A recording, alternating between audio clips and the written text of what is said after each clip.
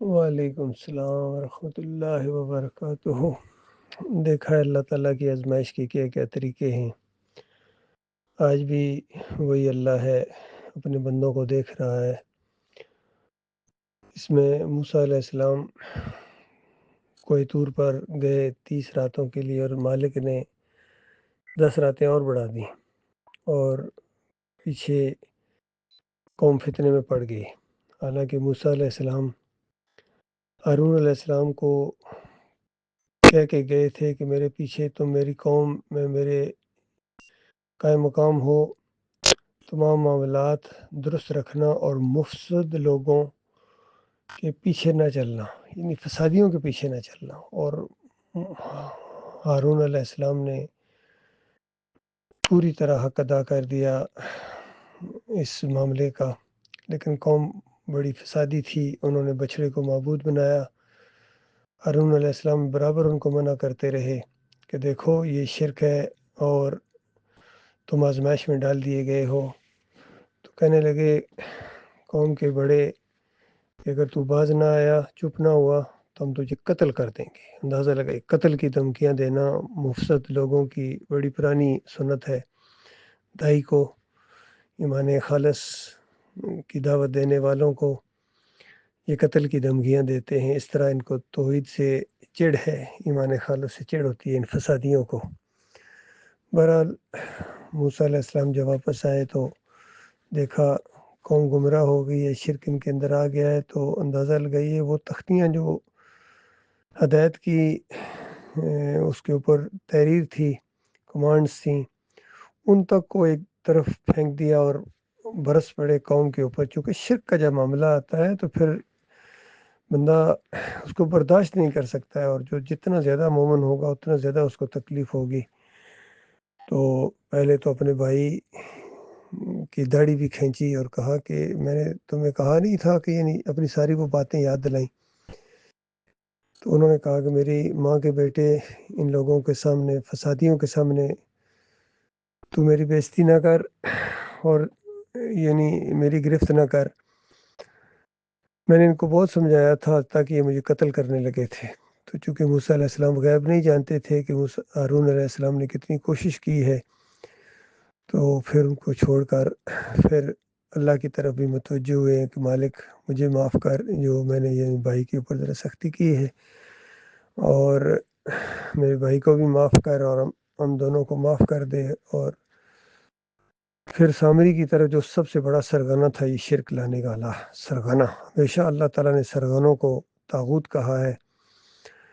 نبی علیہ السلام نے بھی فرمایا کہ یہ امت ابراہیم جو تھی، ملت ابراہیم، یہ بالکل صحیح راستے پر جا رہی تھی، پھر ایک بدبخت نے جو شرک کا آغاز کیا ان کے اندر، عمر بن لئی الخزائی، اس نے، اور پھر اللہ تعالیٰ نے اس کو ایسی سزا دی کہ اس کی آنتیں باہر نکلی ہوئی ہیں، اور گدھے کی طرح اپنی آنتوں کے اوپر چکر لگا رہا ہے۔ بالکل یہ سنت ہے نبی علیہ السلام کی، نام لے کر نشاندہی کرنا۔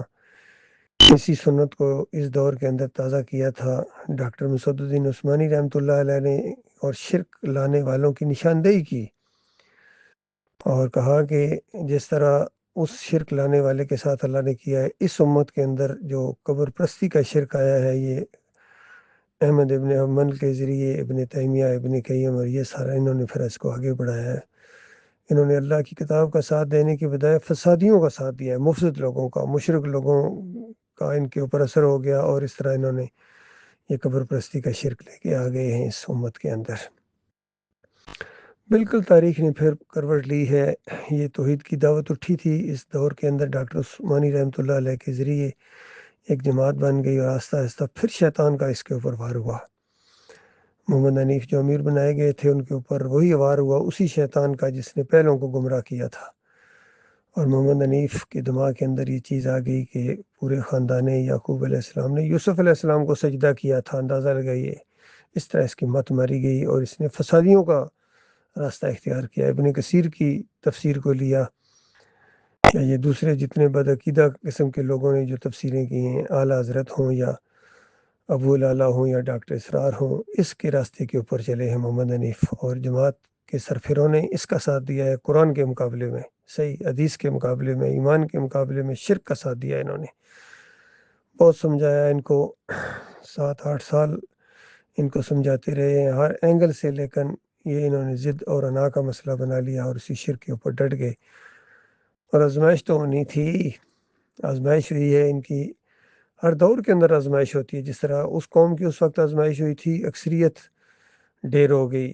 پھر دیکھیے ایک نبی کے دور میں جب طالوت علیہ السلام اپنے لشکر کو لے کے نکلے اور کہا کہ ایک تمہاری آزمائش ہونے والی ہے، جو اس نہر سے پانی پیے گا وہ میرا ساتھی نہیں ہے، اور جو پیے گا وہ پیے گا وہ میرا ساتھی نہیں ہے، جو نہیں پیے گا وہ میرا ساتھی ہے۔ ہاں، چلو بھر کے اس طرح پی لینا وہ اور بات ہے، لیکن بالکل پیٹ بھر لینا، منہ ڈبو کے اس طرح یہ نہ کرنا۔ تو قرآن بیان کرتا ہے کہ ساری قوم ڈھیر ہو گئی، سوائے چند کے ایک دو کے بچے ہیں، باقی سب نے پیٹ بھر لیے۔ جب پیٹ بھر لیے پھر ظاہری بات ہے جالوت کی فوجوں سے پھر مقابلہ کرنا ممکن نہیں رہا۔ بزدلی آ جاتی ہے جب انسان اللہ کا فرما بردار نہیں رہتا ہے، پھر نافرمان بن جاتا ہے، پھر شیطان اس کے اوپر ہیوی ہو جاتا ہے۔ بالکل یہی معاملہ ہوا ہے۔